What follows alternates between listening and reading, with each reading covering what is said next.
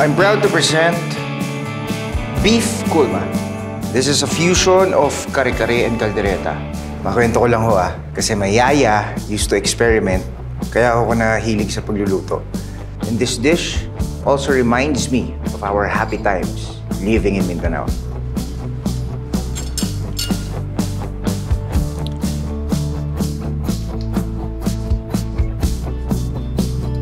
Hello, jurors! Though Filipinos are fond of rice or silog breakfast meals, I am confident to present a full English breakfast. I have eggs, sausages, beans, bacon, mushrooms, toast, and black pudding.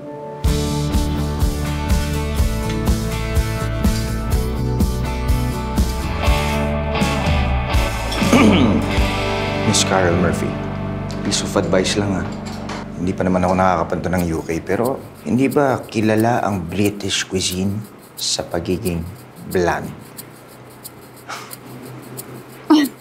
What are you talking about? I mean, tignan mo naman yung dish na pinresent mo. Parang mga pinrito mo lang, parang nakuha mo lang sa ref at nagbukas ng pakete ng pork and beans. Tapos pinresent mo sa Cookfest. Alam mo, if I were you, I will still pursue a course in travel and hospitality. Pero I will definitely stay out of the kitchen. Alam mo bakit? Hindi lang kasi cooking skills yung kailangan mo Kailangan mo rin ng creativity.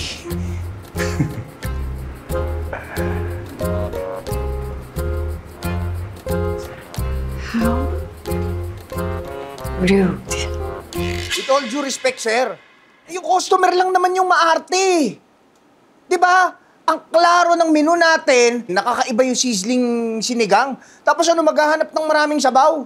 Kahit na, dapat hindi mo na pinahiya. Ilang customer na at kahit crew na ang nagre-reklamo dahil madaling umiinit ang ulo mo. So pati yung mga crew nagre-reklamo?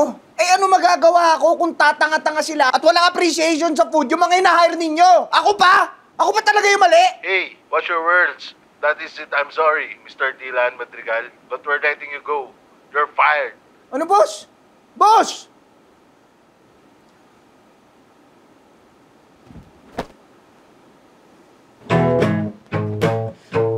Kuya, 3 buwan mo na hindi nababayaran yung bill mo Oo nga Tapos ngayon, natanggal pa ako sa trabaho. Ewan ko ba? Sabi niya, mainitin daw masyado ulo ko. Kasalanan ko ba kung... Tatanga-tanga yung mga customer, pati yung mga katrabaho mo. Ano, tama? Oo. Bad trip? Kung kailan ba naman na napakadami kong bayarin? What if, consider ko na kaya mag-abroad?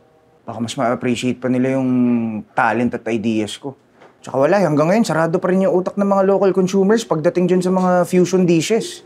Work abroad baka mo? I think I got you. Bakit? Kailan kang hiring? Tulungan mo naman ako. Mangako ka muna sa akin na hindi ka magiging beast mode. Beast mode? Ako? Hindi naman ako ganun Huwag mo sabihin yun. Basta, iwan mo ako. Sige na. Motor ko hindi ko pa tapos bayaran. Paano ka naman? Oo na. Alam na lang kita Kuya naman Dabis ka talaga. Talaga? Ay, naku. Mr. Madrigal, I've heard a lot of interesting things about you. Like what po, ma'am? That you're the best in fusion dishes. I do believe you'd be a good fit for a new British pub-inspired establishment in Singapore. British food? Yes. Got a problem with that?